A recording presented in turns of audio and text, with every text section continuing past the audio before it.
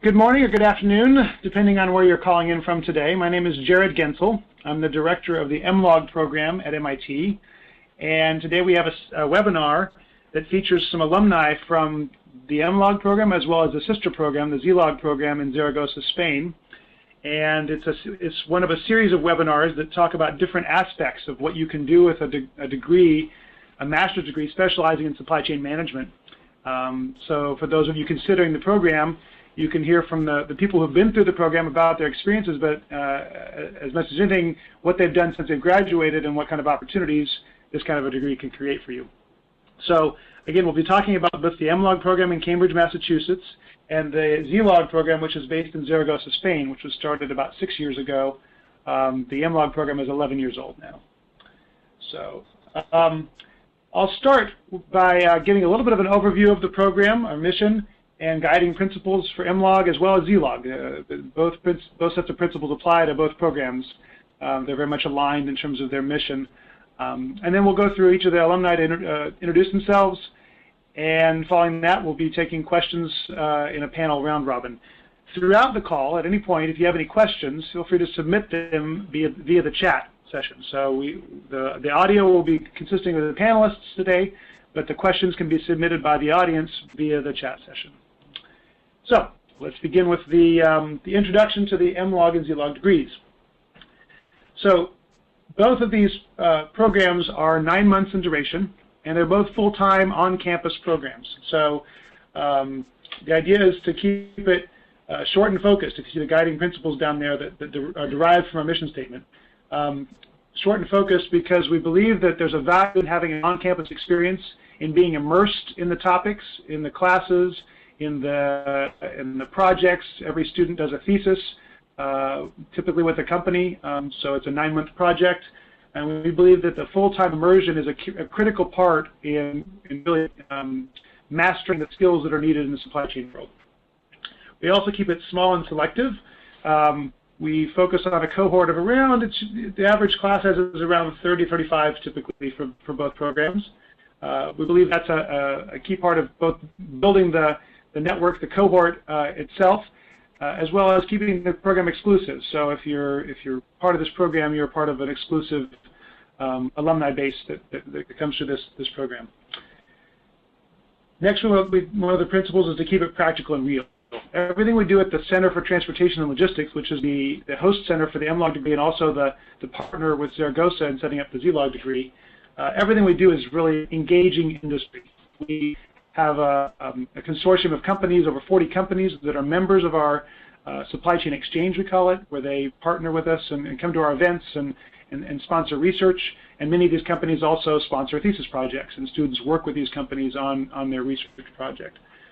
We have industry executives come in throughout the program giving seminars and talking about how they've created innovation in their supply chain, how they manage their supply chain, how they lead people in effectively implementing the ideas and the changes that they want to implement to improve the supply chain.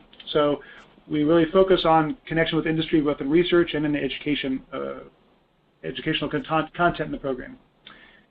The next principle is to reach young professionals. We target an audience of a class with 3 to 8 years of experience is our sweet spot, but we have a profile of a portfolio of backgrounds. So some people have more than 8 years of experience, and there'll be some people with even less than 3 years of experience who are beginning their careers but really wanting to specialize in supply chain. We set a global view. In terms of students, we have students from 12 countries in the MLOG program this year, and I think more in the ZLOG program this year, more than 12 countries represented, and in both programs 5 continents represented, so a variety of backgrounds in students themselves. In sponsors, the companies come from, they're mostly global companies, and typically the projects will engage a scope that has a global nature. And in study, the Zaragoza students come to MIT during January to study, and vice versa. The MLOG students go to Spain to study. So even in the curriculum itself, there's an international exchange component. The next guiding principle is to focus on problem solving.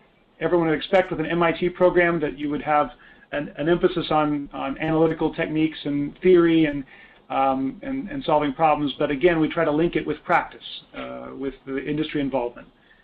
And finally, one of the key things that we've been including more content around is leadership skills and communication skills. How to not only come up with the ideas and analyze the issues and identify the opportunities, but how do you work with your organization? How do you lead people? How do you communicate your vision? How do you implement ideas and make them effective? So these are the guiding principles for our program. Gives you an overview of what you would be, help you understand if the program is a good fit for what you're trying to do with your career. If you have more questions about admissions and some of those details, we may get to some of those questions, but the website below, ctl.mit.edu, if you click on the MLOG link, that'll take you to the page that'll give you all the information about admissions if you have any questions about that specifically. We're not going to go over those details at this point, and we'll have a link at the end of the webinar that also will give you more specific information. So with that, that's the overview of the program. And now we'll move on to introducing our panelists for today. And again, throughout the call, feel free to submit questions via the chat functionality in the GoToWebinar interface. Our first alum is Bill Riegert. He's with Coyote Logistics, and he's a graduate of MLOG 2003. So Bill, would you give us a brief introduction to your background? Sure. Prior to the MLOG program, I was working at Frito-Lay in a supply chain role, kind of a supply chain operations, doing analysis, building kind of programs to implement across the Frito-Lay supply chain. After the program, I actually went back to Pepsi, and I worked in a managerial role, really in the kind of the same area, where I was doing kind of large-scale project implementation of inventory planning, manufacturing planning type systems, production planning, replenishment planning. Before that, or at MIT, I met Jeff Silver, who was a kind of industry veteran. He was the guy in our class that kind of had done it all, that everybody looked to kind of advise as far as how it actually occurred in the real world. And he had built a company called American Backhaulers from 1987 up until 1988 or 1998, and sold it to C.H. Robinson, who was one of the largest freight brokers, or is the largest freight broker out there. And while he was at the program, he was on his, he sold in 98, and he was on a 5-year non-compete agreement. So we had talked about starting a company to build a brokerage software program, and that was really the foundation of Coyote Logistics. We started as I was still at PepsiCo. Jeff's non-compete agreement actually ran out in 2006, and then we started up in April 2006. I came on as the 4th employee. We've quickly scaled up. We're about 450 employees now. We have offices both in Europe and domestically. We are primarily a freight brokerage. We started as a software company. We actually built a new platform for freight brokerage. We were going to try to go sell it out in the marketplace. We went out and we talked to some customers. We figured out pretty quickly that the freight brokerage software market was a fraction of what the total freight brokerage market was, and given Jeff's background in freight brokerage, we decided to get back into freight brokerage. That was about August of 2006. We moved our first loads in August of 2006, and since then have scaled up to, we're about a $250 million company this year. Should be about 3 to 320 next year is our target. We've acquired 2 companies along the way. My involvement, really, the whole process has been kind of systems design, more of the back end side of it, designing all the tools and the capabilities that we need to be able to really build a sustainable advantage in the marketplace. So we primarily do transactional freight brokerage management. So when somebody has something to ship, like a Coca-Cola has to load a ship from Chicago to Detroit, we go out and actually find a truck to move that shipment. But we've expanded into a lot more kind of high-level services. But of our $250 million in freight, about $200 million of that is just core transactional freight brokerage. We, kind of along the way, my titles have changed, and one advantage, it was an entrepreneurial opportunity, which is why I jumped ship from Pepsi, because after working at Pepsi, I was in a managerial role, and I was kind of on the executive track to move up to the operations, but the opportunity to start up something new really was too good to pass up. And I think, that's one of the biggest advantages of having gone through the MLOG program, was that I had this network, and I had gotten in touch, met this guy, Jeff Silver, who's and also an MLOG graduate and the CEO here. We've actually hired a few additional MLOGers since then. We have Chris Pickett on staff, who's also an MLOG 03, and we're actually doing some consulting work with James Taylor, who's also an MLOG 03. But I think more than anything, just having met him, there's no other forum, I think, where I would have met an individual of a similar caliber and similar capability. So we've continued to, as I said, we've grown pretty quickly. We've made a couple acquisitions along the way. We brought in a private equity partner. It's, my own my background is pretty technical, and you'll find a lot of technical people at MIT. But along the way, I've kind of built out a broad set of capabilities, and really I think what got me into my position today and what I'm doing, though, is really having that technical capabilities that I picked up at MIT. All right, I know I kind of jumped all over the place in that explanation. Is there Well, thanks. That's a good detailed description of what's been happening. And again, the theme today, supply chain for entrepreneurs. The idea is to give you an idea of a variety of narratives and stories of how someone with an entrepreneurial interest, who isn't quite happy with moving up the career ladder, like Bill was mentioning, and wants to find something new. What are the different ways you can do that? And obviously, this is an example of two students meeting in the MLOG class. And again, part of the advantage of that small cohort is you get to really know people and make those connections. So thanks, Bill, for giving us an overview of kind of how you got connected and what you've been doing in the startup. We'll probably get to some more questions about that going forward. Okay. Next up, we have Clay Siegert. Clay is a graduate from last year's MLOG program, and he is now with a company called XL Hybrids. So, Clay, you want to give us a little bit of a background? Sure. Thanks, Jared. So my name is Clay Siegert. I'm class of 09 from MLOG. Prior to going back to school to the MLOG program last year, I had about 10 years of work experience with two companies that I helped to start. So I kind of came into MLOG with a little bit of an entrepreneurial background already. In both of those companies, I had operations and supply chain roles, and it was kind of through my experiences in the working world that I, realized I wanted to kind of formalize my capabilities and skills. So I started looking around for graduate programs in the field of supply chain logistics, and came across MLOG, and was kind of instantly smitten with it, applied and got in, and came back to school in the fall of 08. While at school, I came back specifically to formalize my skills, but also to kind of get involved in the MIT entrepreneurial ecosystem, which is pretty prevalent in and around campus. For example, the MLOG program is located in building E40, which is on the third floor of the same building where the Entrepreneurship Center of MIT is located. So, for me, it was a great spot to be in. I worked on a number of different projects while at MLOG in different classes, and it was through my thesis project that I actually got hooked up with some Sloan graduates who were working on a startup idea that became XL Hybrids. So XL Hybrids is a startup company with 6 people, and we are converting existing commercial vehicles into hybrids. So it's really, we're looking at commercial vehicle, hybrid vehicle solutions for an underserved market. I joined the company actually while still in MLOG. I was working on it part-time. It related to my thesis work, so it was definitely, a good fit. And came on board full-time when I graduated. And so for XL Hybrids, I have the title of co-founder and VP of supply chain. So right now I'm in the process of designing a supply chain from scratch and how we're going to source different components for our hybrid vehicle solutions.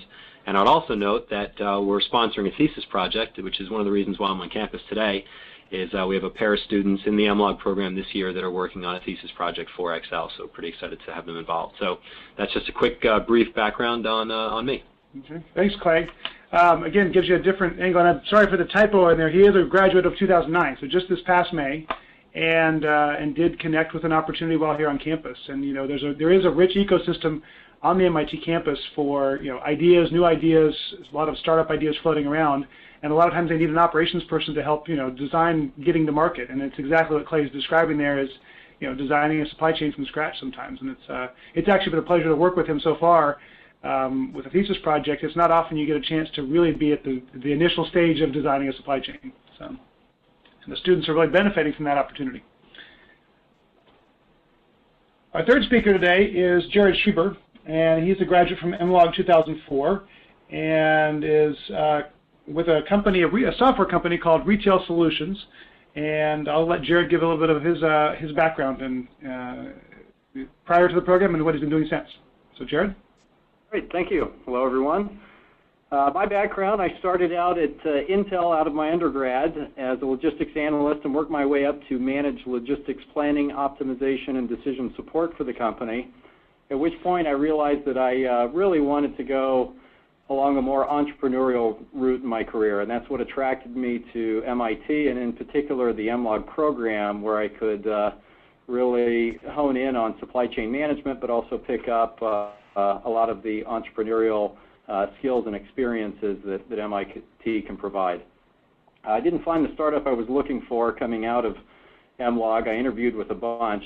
The great thing about MIT is that there's so many there, but decided instead I realized from my MIT experience that while I had a strong operations background, I lacked many of the skills and experiences required of an entrepreneur, which include strategy and business development and marketing and sales and consulting and many of the other aspects that I needed. And I found a role with Teradata, a large data warehousing and analytics company that was a perfect fit to help round out those skills, leveraging my background in supply chain to help them penetrate and create a market for their data warehousing and analytics among manufacturing companies looking to pull all the pieces of data related to their supply chain together to get a complete view of what was going on. So I did that and continued to look for a startup that would be a good fit for me as I picked up the skills in the areas of strategy and marketing and biz dev and sales, et cetera, and finally landed upon a company that is now known as Retail Solutions. When I joined, I was employee number 15. We had 4 customers. I was brought in as the director of services to start up a services organization. And 4 or 5 years later now, we are the 3rd fastest growing software company in North America. We have over 100 employees, over 300 customers, and are really doing some very exciting work. And it's great to be a part of that kind of entrepreneurial environment. Great, thanks, Jared. Well, it's nice to hear that the startups that are further along are doing well now. I'm not going to try to draw any direct correlation with MLOG participation in success of startups, but it is good to hear that there's been success in both Jared and Bill's startup companies at this point. And Clay is too early to give us any information yet. So, hopefully. Continuing to talk about Retail Solutions, we have a couple of ZLOG alums who have recently joined Retail Solutions, so I'll let them introduce themselves as well, and they're recent graduates as well from 2008 ZLOG program. The first one is Virginia Falcon. So Virginia, can you introduce yourself, give a little bit of background? Sure, thank you, Jared. Hello, everybody. I guess my introduction is going to be shorter since the ones that preceded me. I was actually part of the younger profiles in ZLOG. So I basically came out of school, I had an engineering background, and wanted to do supply chain analytics. So I finally decided to pursue a master's degree in logistics in Zaragoza, thanks to Jared, for the most part. And right out of school, well, I hesitated. I was basically leaning towards it in Europe. The first thing I wanted to do was to get that real working experience. So I had different offers. Finally, I decided to join management consulting practice in logistics in France. So I moved back to Paris, and a while later, I recently joined Retail Solutions. I've met Jared while in ZLOG, and we've talked about joining Retail Solutions in the U.S. I finally came to Europe, and this year the opportunity came along for me to join the team. I'm being the first person here. So I'm starting the French Office of Retail Solutions in France, and I'm pretty happy with what we're doing over here and in the U.S. as well. Okay, thanks, Virginia. She's an example of the international nature of our programs. Virginia is originally from Venezuela, studied in Spain, and took a job in France. So there's definitely a lot of global opportunities in supply chain management to have your career in lots of different locations. So. Yep. The next, the final panelist is Christopher Carr. Chris is also with Retail Solutions as an senior analytical consultant, and he's also from the ZLOG class of 2008. So Virginia and Chris were classmates and are now working in the same company. So Chris, want to give a little background? Absolutely. Yourself? My name is Christopher Carr, as you guys know. I have a background in software. It was a little bit different than a lot of my classmates, but it ended up fitting really well. I am originally from the Boston area, so I know MIT very well. And after college, I ended up in San Francisco during the dot-coms. And I went through 2 startup companies there as a software engineer and later a manager of a team of software engineers, and kind of climbing up the ladder career-wise, and decided I wanted to broaden my career a little bit, which took me to Madrid, Spain, where I joined an MBA program there that also has a sister program. It has a joint program with the ZLOG and the MIT program. It's called Instituto de Empresa. And while I was studying at Instituto de Empresa, I met some of the supply chain people, some of the professors from ZLOG, and I got more and more interested in the offering at ZLOG and decided to continue and pursue a dual degree with ZLOG. Later, 2 years later, through the mailing list, through contact with Virginia, I found the job that I'm currently at Retail Solutions. Had a nice chat with Jared, who is now located in Europe as well, and happy to come back to the U.S. and really pursue the supply chain software intersection that I think I can offer. Yeah, thanks, Chris. Yeah, Chris mentioned also one of the aspects of we have a partnership, both MLOG and ZLOG has a partnership with the IE Business School in Madrid for a dual degree where you can get an MBA and the MLOG or ZLOG degree in a 19-month period. So it makes it so that you can count classes for both programs and do both degrees in less than 2 years. So he took advantage of that opportunity to combine an MBA with the ZLOG degree. And we have a previous webinar which features some of the students who've combined MBAs with MLOG or ZLOG degree and how that helped them move their career forward. So I'd refer you to another webinar to find out more details about that. But let's move on today. We've got our 5 panelists, and at this point we'll start taking some questions. And again, you submit the questions via the chat function in the GoToWebinar interface. So please feel free to submit some further questions. But I would like to maybe talk a little bit, first of all, since we're on the topic of Retail Solutions, Jared, can you talk a little bit about, more specifically, what is the company doing? You gave a brief intro to what it's doing, but talk a little bit about what is Retail Solutions doing to give an idea of the kinds of companies that can leverage supply chain experience in this startup environment. Sure. We call our business and our market retail execution management. And what it really is creating a shelf-backed supply chain for the retail industry, and specifically for consumers goods companies whose supply chain has historically stopped when they ship the product to the retailer's distribution centers. What we're doing is we're taking the covers off the lids of those DCs and then the retail stores and providing visibility and a set of tools to help manage the flow of goods and processes and money associated with retail activities for those consumer goods companies who are looking for ways to really grow their business and improve efficiencies in their supply chain. And the only way to do that is to extend their supply chain all the way down to the shelf where the shopper meets their product.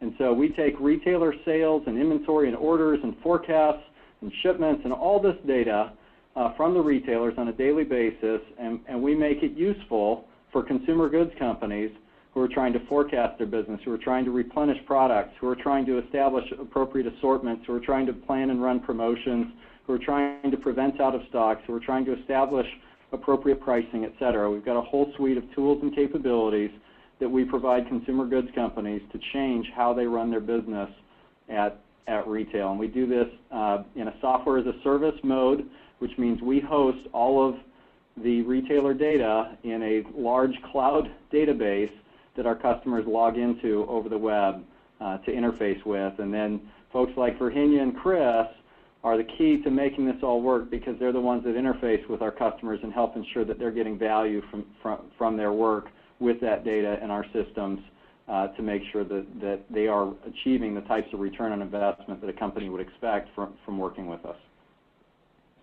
So, so in this case, the startup is a service. You provide services, and the understanding of the supply chain and knowledge of supply chain is essential to providing a good service to your clients in this case, right? Absolutely, and it is software. I mean, we sell a software subscription, but nobody downloads it and installs it. They just log into it over the web, and we supplement it with analytical services such as those provided by Virginia and Chris back to the customer. And you know, actually, Jared and I were talking yesterday about this. That traditionally retailers have not been, thought of as being very innovative. But in recent years, they've really driven a lot of innovation in supply chain. And like Jared was saying, extending the supply chain all the way to the shelf level. Maybe you could talk a bit about some of the retailers you work with and some of the things that they're doing that are interesting. Oh, absolutely. Well, we got our start with Walmart several years back, when they started to adopt RFID rather rapidly, and they did the world's largest out-of-stock study that had daily in-store audits of what was cycle counts of what was at the shelf and in the back room, and they had RFID tags on all the cases and the products and just a ton of data, and we were selected to do the analysis on behalf of their largest vendors to figure out what all this data and what this study meant to them and their business, and the role of RFID in it, and what was causing out of stocks, and what were the process issues, and what could be done about it. And to just give you an example, besides the insights of where RFID could be leveraged and not leveraged, which there were a lot of hypotheses and assumptions about how that technology could be used that we were able to disprove through this work and study, we also discovered that there were underutilized ways, unknown ways of leveraging point-of-sale data to detect situations where the retailer thinks they've got 10 units of product in the store when in fact there's only 2 because it's been stolen or misscanned at checkout or whatever reason. And so when their replenishment system goes to reorder the product, it thinks it's got plenty and it really doesn't. And it turns out to be the number 1 or number 2 cause of out of stocks at retail. And through this innovative study and work and attempting to use new technologies, we found a completely different way of addressing and solving this problem in the retail industry that's been around for a very, very long time. And it's just been worth hundreds of millions to our customers in the industry, is this new insight and ability to address the problem. The only way that happens is if retailers open up and share data about their operations back with their consumer goods companies and innovative providers like Retail Solutions who specialize in adding insights to the data. And there's so many more examples around vendor-managed inventory and collaborative forecasting, et cetera, where new technologies, new computing capabilities, et cetera, are opening the door for new ways of doing business. Okay, it's interesting. There's a question here. I think you may have mentioned this before, but there's a question that says, how big in terms of turnover revenues is Retail Solutions now? Retail Solutions is about a $15 million company. Okay. And Virginia and Chris, can you talk a bit more about what your roles are, which kind of companies you're working with, and more what you're doing for Retail Solutions? I can start. Okay. Well, I've just been here for about 4 weeks now, so the biggest thing I'm doing is getting up to date on all the technologies, all the clients, all their demands, and what we can provide them. I'm kind of sitting in between the software and the companies, trying to help them leverage it to the best of everyone's ability. I guess the thing that I'm finding kind of incredible is when I was at ZLOG, you learn all these techniques to maximize the efficiency of a company. And as I was learning it, I thought, wow, everything's been studied, everything's been solved. I'm not sure if there's any place for us once we graduate. It seems like technology can just solve all the problems. And now, as I'm starting here, I'm finding that the problems have been solved. ZLOG definitely gave me a very good perspective on how to solve those problems, but they're not the solutions are not implemented. There's a lot of our clients, if you look at the stock problems that Jared was talking about, have problems where they think that they have 100 cases of stock at a retailer, but it's all in the back room, so they're actually losing sales every day. And by helping them look at their data and look at the sales, you can really show them what they're losing, what they're leaving on the table. Mm-hmm. Okay, Virginia, what's it like for you? You're part of the new European office for Retail Solutions, so what have you been doing? Yeah, so that's pretty interesting, actually. I've been working with both American clients and the European clients, so I'm basically in between the two continents, and the actually comparisons are really interesting. In terms of my U.S. clients are more mature in a way, so the data has been available for a while now, so we have achieved a certain level of visibility, and now what we want is to take the most to maximize the data that they're getting and try to leverage the data to actually create business value for them. So it's a whole different stage of the relationship with them. Whereas in Europe and in France specifically, we're starting out with Carrefour, and that's what I'm here, which is a completely different setting. So basically here we're starting up fresh the conversation. So this is like a pretty interesting moment because it's the first time these companies are actually retailers and vendors are sitting down and agreeing on sharing data on a consistent weekly or daily basis.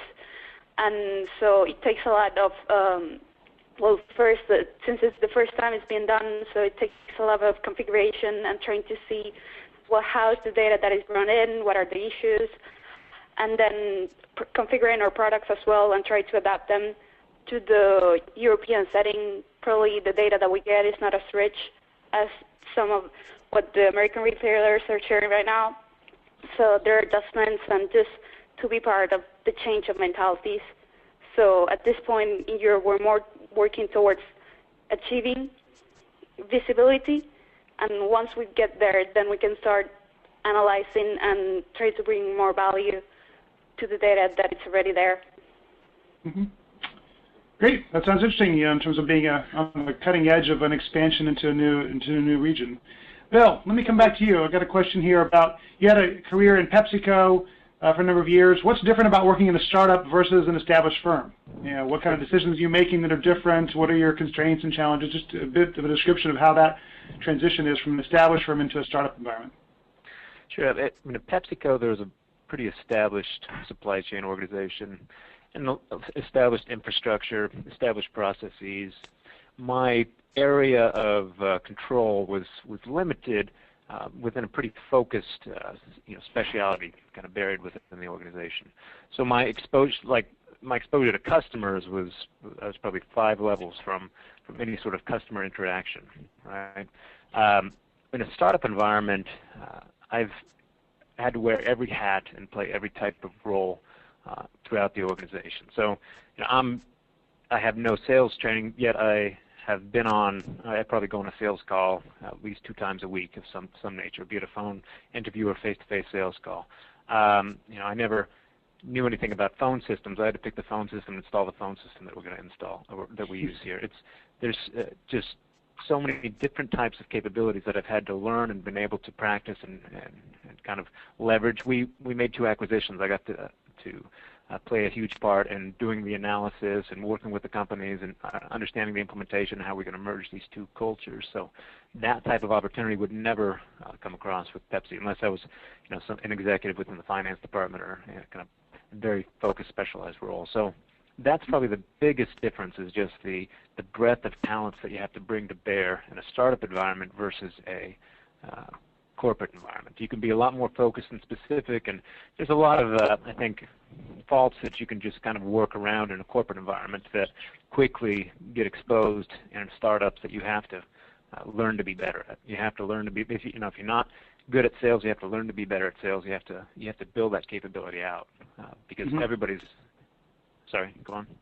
Yeah, I was going to say, well, that kind of begs the question too: is it better to have an MBA when going into a startup environment, or why would you consider a specialized degree in supply chain as an advantage? That's an interesting question because I'm actually doing a part-time MBA at Chicago right now. I've found that the specialized supply chain really brought me this opportunity, and it gave me the core capabilities that allowed me to be successful and really provide a competitive advantage to this company. I'd say all the business capabilities, like sales capabilities, that's the type of stuff that you can learn along the way, but it's good, you want to obviously train yourself as well within the entrepreneurial organization. But the core technical capability is something that you just can't, that you just can't pick up easily. Having that focused training, that focused education is what's always going to give you an advantage. Because, for instance, the role that I play here, I spend a lot of time looking at how can we improve our core capabilities that will give us an advantage in the marketplace. And a lot of the types of tools we use to do that are tools that I picked up through MIT or through a much more focused, my more focused technical background and technical training. For instance, we use a lot of optimization tools here. We use a lot of statistical analysis packages here. We do a lot of, and we build a lot of that back into our software package. So our core technology platform is constantly evolving, and we can't do that if we don't have smart people in the back end that have the right training to be able to bring those capabilities to bear. And that's really one of the things that we feel differentiates our capability in the marketplace. So, an MBA it's helping me now, being in the entrepreneurial setting, and I see the value of that now, but I would never have gotten here. I don't think we would have seen this growth if the core management team didn't have that specialized training and that capability of understanding the more technical capabilities that we could bring to bear in the marketplace. Mm-hmm. That's interesting. Jared, we ask you too the same kind of question. What's different about working in a startup? You were at Intel before, and then also even Teradata right before Retail Solutions. How would you contrast the environments and the skills you need for those two different settings? Boy, from an environment standpoint, the pace of change is phenomenal. Phenomenal in a startup. When someone has an idea about there being an opportunity to do something new or differently, or to try something out, to experiment, to test, in an entrepreneurial environment, the decision-making process can be a hallway conversation, and the execution can cover a week to a month, and sometimes just a few hours, quite frankly. Whereas my experience in larger companies, including Intel, is that when those kinds of ideas came up, the time lag and the process by which you could even get approval or resources to go even test the concept or idea could be months, quarters, etc., and may not even involve you in the final process or outcome, as opposed to in an entrepreneurial environment. If you've got an idea, go test it out, go make it happen. It's on you, the individual, to go see that and make it happen. If there needs to be a phone system, as Bill said, go make it happen. If you need a capability to have customer support, create it.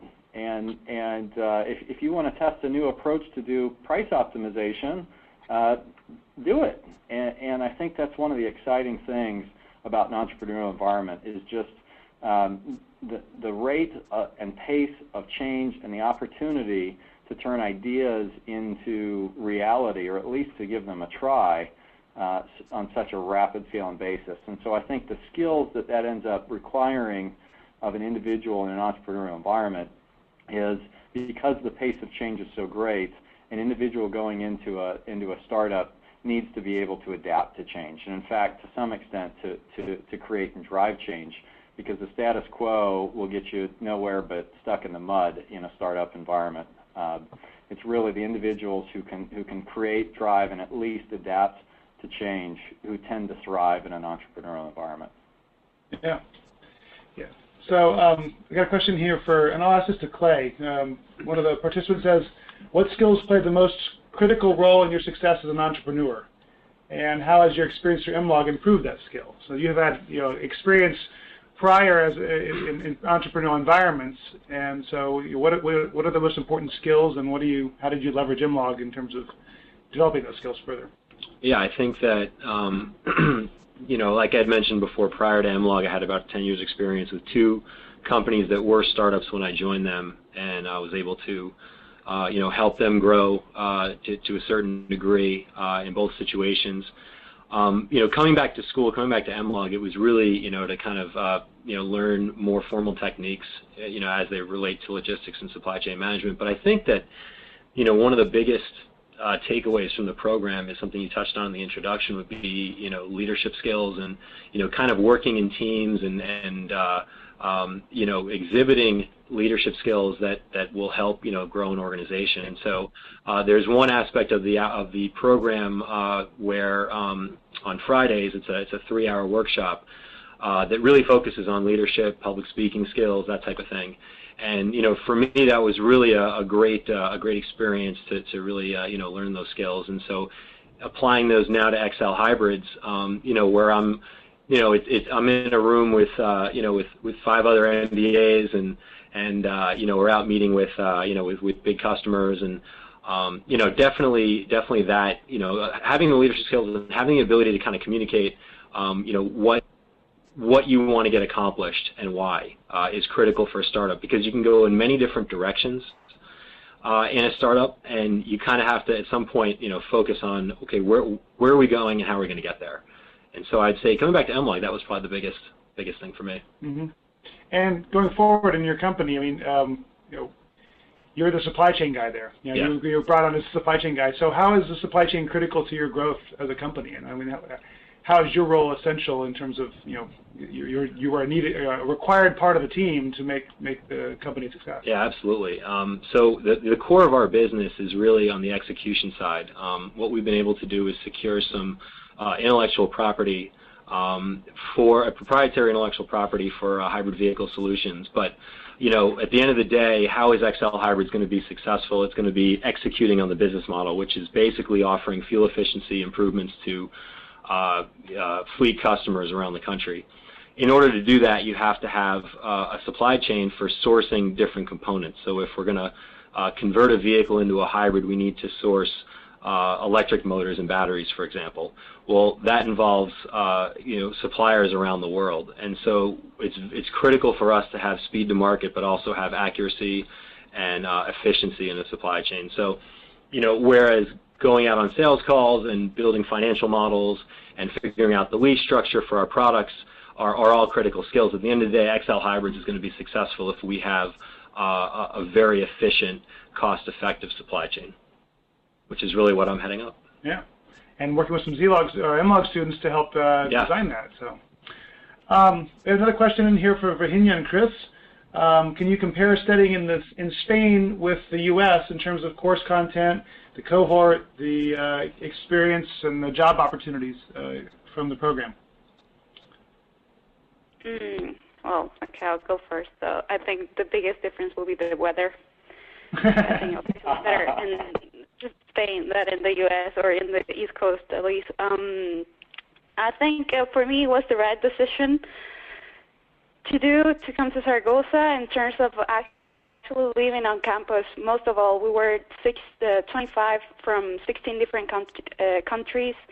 Only 2 people were from Spain, so for all of us was a foreign country, which was a great professional, academic, but also personal experience to get to live a year in Spain, which is a really great country. The faculty is all foreign as well, so it has a very special feeling. All courses were taught in English, and the quality was remarkable. I was very happy with the classes we were taught, and the quality of the thesis projects that we did. One thing that was very interesting about the ZLOG programs, and one of the reasons I went there, was because they had this research focus on humanitarian logistics, which is a subject in which Chris and I did our thesis. So that was very interesting. I ended up not working in that area, but it was really something that I wanted to explore, and I got to do my project in Tanzania in this really cool project and learned a little bit about what is being done currently in logistics and humanitarian field, which was great as well. Okay. Chris, you have anything to add? Yeah, I mean, I think that probably the person is asking, which one is better, and I'd have to say that neither one is better than the other. They're different, and I'd say some of the advantages of MIT is having the MIT campus and having the entire university there. Some of the advantages of ZLOG is that if you're not from the Spanish culture, if you haven't studied abroad for a long time, then it certainly opens up your mind culturally. And at the same time, the small environment that it's in, you're in a class of 25 people, and everyone there is dedicated to supply chain. You have dinner at the professor's house, and you know his family. And you have their cell phone numbers, and their doors are always open. And that environment is probably not as existent at MIT, not saying that the professors care less, but with such a big environment, it's impossible to duplicate. So I guess those are the advantages of both programs that I'd say. And I forgot to mention, there's also the Plaza setting in Zaragoza, so there's this very important project in building this logistics platform, which should be the biggest one in Europe once it's finalized in Zaragoza. So there's a lot of interesting things going on in Zaragoza in terms of building this logistics platform there and having academia inside this logistics platform, which is a great idea. Yeah, it's an interesting angle that the actual Zaragoza Logistics Center, which is the institute that MIT helped to create in partnership with the government and the university in Spain, is now based in the middle of what is the largest logistics park in Europe. So they have their offices right in the middle of all the other warehouses and the airport and everything else. So, Clay, Chris mentioned something about the MIT campus. Maybe you could give a little bit of an idea of, since you just came through recently, and you mentioned the eLab, but what are the different opportunities for connecting with startups, and what's the campus like in terms of, for somebody who's interested in being an entrepreneur? Sure. So, like I mentioned before, the MLOG floor is really located on the same building as the Entrepreneurship Center, which is connected to the Sloan building. So, as you come in as an MLOG student, you pretty much, in addition to the core classes that you take as part of the program, you have access to pretty much any class you want at MIT. So if you want to take a bunch of classes over at Sloan, you have that ability. So one of the classes that I took while I was at MLOG was the Entrepreneurship Lab class, which is a mixture of Harvard Business School students, MIT Sloan students, and then engineers in and around the MIT community. And that class, specifically, you get paired up with a startup company that's already in existence, and you help them with a certain project. So for me, that was really a great opportunity to not only work on a great project and to be tested in a very competitive environment, but also a good way to network with other students around the campus who were like-minded in terms of being entrepreneurial. So it was really through that class that I got to know a bunch of people and really started hanging out a little bit more in the Entrepreneurship Center on the first floor of this building, and so you can really make your way in terms of interacting with people and taking different classes, and you really have carte blanche with the campus, and it's really in terms of getting that exposure. MLOG, it's definitely a packed year because again you're only here for a year, and you do have a lot of core classes that require a lot of work, but you can sprinkle in other opportunities in and around campus. There's also an energy club, there's various entrepreneurship clubs, there are plenty of social events that you can hit as well, and then really network with other like-minded individuals. So for me that was very helpful in trying to look at different opportunities for post-graduation. Yeah, and there's also the 100K competition for business plans for startups, and some MLOGers have been asked to join teams as they're trying to round out their go-to-market strategy, in terms of having that supply chain expertise. So there seems to be a lot of ideas floating around campus waiting to go to market, and I think the supply chain skills, it seems from the background of some of our students in MLOG, they can connect with some of those free radical ideas here on campus and help them move forward in terms of getting to market. Yeah, I'm glad Jared mentioned that. Actually, it's pretty interesting. I was looking at 3 opportunities, pretty seriously, and two of the startup ideas that I was looking at both recently received government funding. XL Hybrids was not one of those companies. We didn't really pursue that angle for funding, but it's just interesting that there are plenty of ideas floating around, and then they actually do become companies. and they are real. So there's definitely opportunity for students to get involved. So there's another question for you, Clay. It says, does Excel Hybrids foresee sponsoring or working with master's students in the future as well? Hey, I would like nothing more than to sponsor a thesis project or two every year from now for the next 20 years. But no, in all seriousness, though, it really is it's a pleasure to, having been through the process of writing a thesis last year with my thesis partner, to now come back and sponsor a project, work with students on really what we think is a really fresh idea in terms of a company.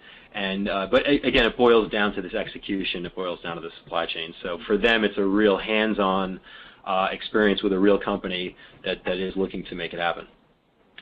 Bill, I got another question from you, from one of the participants. What exactly is a freight brokerage?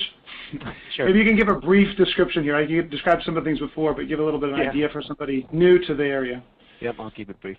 Yeah, I kind of threw that term around. We are a third-party transportation provider. We don't own any trucks or any assets, so we purely operate as an intermediary. So when we get a shipment, we have to go source the carrier or vendor that's actually going to manage the transactional side of that and actually ship the freight.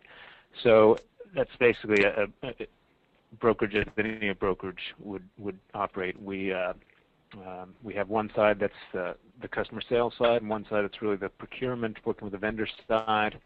And most of our business is people calling vendors and calling customers and trying to broker individual transactions. So again, it's a similar kind of a model in providing services, or the knowledge of the supply chain is essential in providing services to the marketplace, just like for retail solutions. You know, you're providing a service to help them improve their supply chain. And as we go into a customer, a lot of what we're selling is how we can improve their total transportation spend. And we've gotten more and more strategic in how deep we go into the sales, a particular sale. We really started very transactional. We've gotten a lot more strategic, and that really comes from that supply chain capability. To move a bit more to just the program itself, just to give some of the potential students who are looking at the program a bit more of an idea. We've heard a little bit from Virginia and Chris, but maybe Jared, Clay, or Bill, you could talk about what was your experience in the MLOG program itself. How did you grow professionally and personally through the 9-month program? Just give a bit of a window to what was your experience, in the program itself, and what would the student be able to expect? Sure, I'll get started. It was a really revelation for me going into the MIT program and just being on campus and going through the MLOG process. I mentioned just the caliber of the students. I think that's, to me, one of the strongest characteristics of the program is just the people and the student body and who you'll meet and who you'll interact with. Obviously, the professors are world class, but the students come from all different backgrounds, all different capability sets, different industries. So tapping into that has really been, for me, the most long-serving benefit of the program. But then just being on campus, I mean, at MIT you have access to so many resources, so many people come onto campus that you wouldn't see at a lot of other institutions. I took one class where almost every single week we had a CEO of a major corporation or CFO or some C-level executive speaking to the class. Those are the types of opportunities that you just don't get at other institutions. And then just being in Boston was a great experience. I mean, it's obviously a very characterful town, East Coast town. There's a lot to do. There's constant activity. You've got Harvard obviously down the street. But I'd say, I've had stronger bonds coming out of MIT and more, kept in touch with more people than any other program I've been into or any other educational experience or prior engagement. Okay. Jared, do you have something to add about your experience in MLOG? I think my biggest experience at MLOG and MIT was that it opened my eyes to the fact that I hadn't known what I didn't know. I didn't know what I didn't know going in. And the process of MIT, as many things as I learned in terms of facts and skills and thought processes, et cetera, opened my eyes to the fact that there were so many things that I didn't know that I should know, and I became aware of what those were, or skills that I should have that I didn't have. So while I didn't walk out of MIT fully armed with all of this perfect knowledge and skills, I became aware of what it was that was out there and what was needed, and I felt armed with the tools and the network that MIT provides and so many other things required to kind of fill in the blanks as I move forward. So I would say it was just really an enlightening experience in that regard to understand how much bigger the world was than I had thought going in, and that I was now really empowered by the experience to go out and understand it better, to make myself better, quite frankly, in terms of the skills that I brought to the table, and to be able to go and accomplish so much more as a result. Mm-hmm. So Clay's already talked a little bit about his experiences in the MLOG program. We're getting close on time here, so I do want to ask one more question. In general, how have you interacted with the MLOG and ZLOG alumni network after graduation? You know, how has that network been appropriate and important going forward? And Jared, I guess we could start with you, having tapped the network recently. I think the fact that Virginia and Chris are on the line with me is a perfect example of how it's helped. I want to be surrounded by talented people as I help build and grow this company, and there's no greater source than the MIT community for that.